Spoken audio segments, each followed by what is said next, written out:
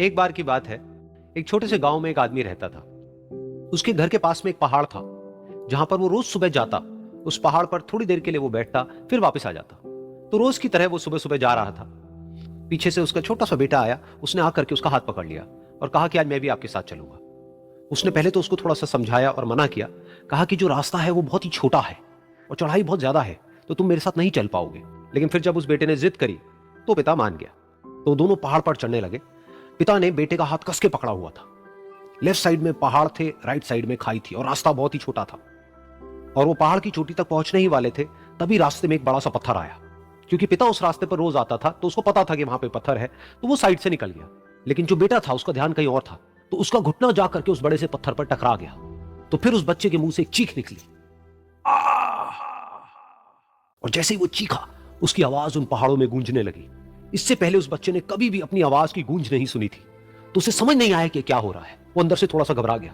उसे लगा कि शायद कहीं कोई है जो छुप करके उसको देख रहा है और उसका मजाक उड़ा रहा है। फिर उस बच्चे ने बोला, कौन हो तुम? कौन हो तुम? तो जब उस बच्चे ने इस गूंज को सुना, उसे गुस्सा आ गया। उसे लगा कि कौन है ये जो मेरा मजाक उड़ाए चले जा रहा है। फिर उसने गुस्से से कहा, मैं तुम्हें छोड़ूंगा नहीं। और फिर जैसे उसने इस गूंज को सुना, वो घबरा गया। उसके पिता समझ गए थे कि क्या हो रहा है।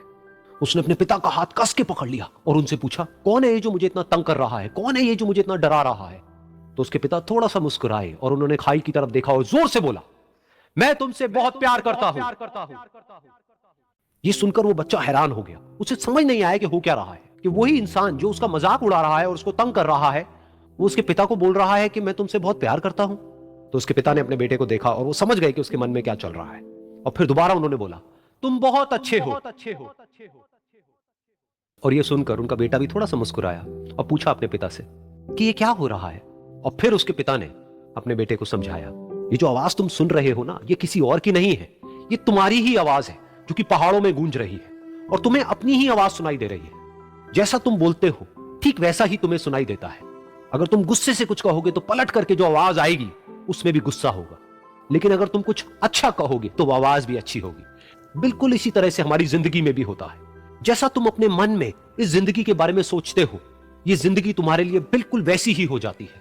अगर तुम मन ही मन अपने आप को ये बोलते रहोगे कि मेरी जिंदगी तो बहुत ही बुरी है, तो तुम्हारी जिंदगी सच में बुरी हो जाएगी। और अगर तुम अपनी जिंदगी से प्यार करोगे तो तुम्हारी जिंदगी भी तुमसे प्यार करेगी। ये बात उस बच्चे के दिमाग में घर कर गई और फिर वो दोनों उस पहाड़ की चोटी पर गए। लेकिन बच्चे के दिमाग में यही बात घूम रही थी। और फिर वो बच्चा खिलखिला के हंसा और उसने अपने दोनों हाथ खोले और अपनी पूरी ताकत से बोला, मैं तुमसे बहुत प्यार करता हूं।